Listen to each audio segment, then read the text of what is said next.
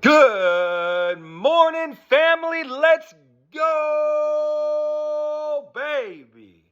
Up early in the morning, full of gratitude, putting God first, and continuing to be thankful for where the Lord has taken me from.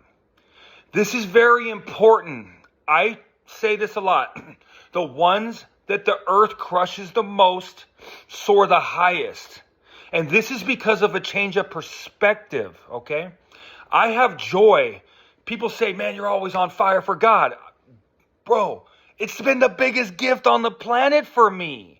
Man, you guys, we have to understand, playing pro baseball, living your dream as a kid. You want to play pro baseball, living your dream as a kid, getting into that world and realizing like nothing was coming easy. This wasn't what I expected. Having no type of foundation to be able to handle what the devil was going to throw at me. So you get into your career, right? And you're living your dream. Everyone around you thinks you're living this amazing life, but on the inside, you're struggling every single day with fear of the future. Fear of the future will crumble someone. It will absolutely crumble someone. I see it happen all the time in recovery with the kids inside of a detox. Man, they don't know what they're going to do afterwards. That's why spirituality is so important, because we start to learn about faith. And then we start to realize, like, hey, if we make good decisions in the moment, then the Lord can take care of us. He's going to take care of us. And then we start to realize that we gain our strength through the strain. So even through the hard times, I gained so much strength in my life because I had become a straight street junkie, because I had gone to the low of lows. That's not easy. I was able to rise from the ashes with putting God first. That's the only explanation, the only thing, the one thing I added to my life the last 3 years, coming up on 8 months, was God. I put him first every single morning. And now it's become a habit because I read a book when I played baseball called The Mind Gym, or The Power of Positive Thinking. And it talked about how that when you think of something over and over again, it starts to gain power. Starts to gain power, and it starts to become a part of you. And this is what happened. I remember sitting in the Salvation Army and saying, if I can continue to start thinking about this every day. I'm in a place right now where God literally, I surrendered to God in jail. Now he has taken me to this amazing place called the Salvation Army. If I can sit there and I can start to dwell on what the Lord has done for me, and if I can start to learn about the Bible and learn about Proverbs and learn about Psalms, that even in Psalms, King David was shouting to the Lord in praise even when he was going through his hardest times. We gain strength through the strain. So I end up starting to wake up every morning, starting to put God first. And what happens is it starts to build power. It starts to gain strength. It starts to gain strength. So I can't help but not believe that the Lord took me out of drug addiction and put me away to strip me from the world to come out a new man. I have to believe this. This is my story, and God is in my story. But I have joy every day because of the gratitude that I have, because of where the Lord took me from. I end up sitting there and I think about that last day when I finally turned myself over to the Lord, how helpless and shameful and useless I was. You know how much shame comes with the burden of usefulness? Shame, when you wake up and you don't know what to do with your life and you don't have a job and you're just floating on the planet, the shame from that is horrible. It's horrible. So now I'm able to wake up and have purpose, and this isn't my job.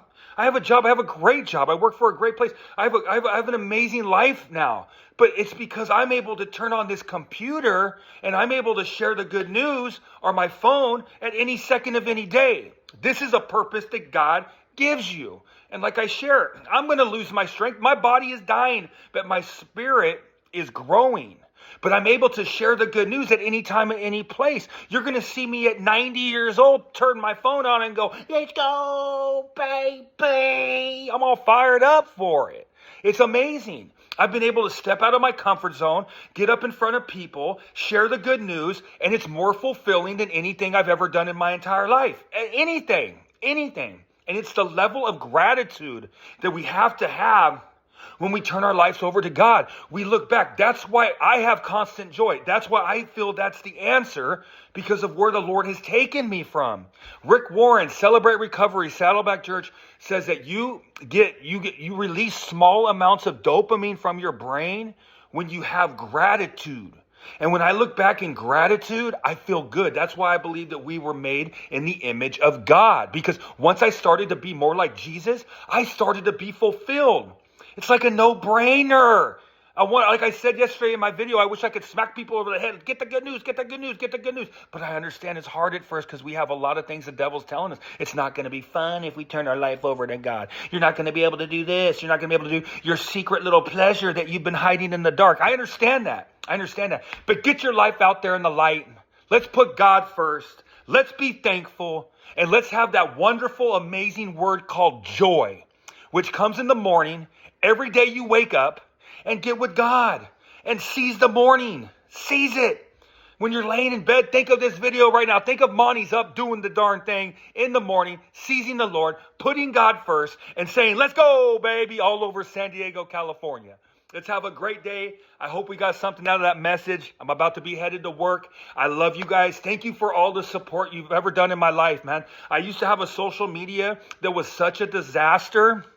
And now it's nothing but positive. I will not allow anything but positive be on my social media because social media has a bad rap right now. There's not a lot of good things on it. I will continue to spread the good news and make everything in my life positive to help bring someone else from the dark. Season 2 is coming up of the 90 and 90 podcast. Hey, man, we're doing our best. We're trying our hardest. We're trying to get the word out there. You don't become a YouTube sensation overnight. It just doesn't happen. So we will continue inch by inch as a cinch, keep cracking away at it and keep busting that algorithm, trying to figure YouTube out and continue to get it out there to save lives. Thank you so much for the support. And like, you know how I like to end it. Let's go, baby.